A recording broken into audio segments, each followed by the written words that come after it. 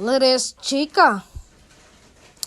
The Don Bell on and off-screen partnership is going to steady for almost 7 years. It's so steady that Bel Mariano is ready to settle down.